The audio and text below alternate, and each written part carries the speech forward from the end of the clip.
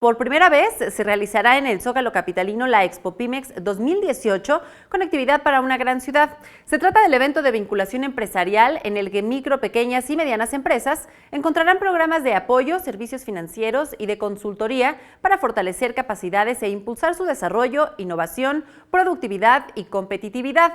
El secretario de Desarrollo Local, Francisco Caballero García, resaltó el entorno favorable para la conectividad, la cual ayudará a potencializar el crecimiento de sectores como el transporte, empresas y centros de consumo, entre otros.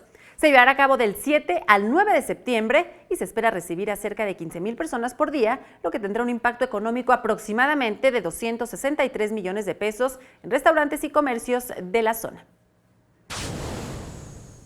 Podrán participar todas las empresas con actividades orientadas al tema de conectividad. Vamos a tener software y tecnologías, Internet de las cosas, tecnología de la nube, movilidad de personas, logística, empaques y exportaciones, ventas por internet, pago electrónico, videojuegos, realidad virtual.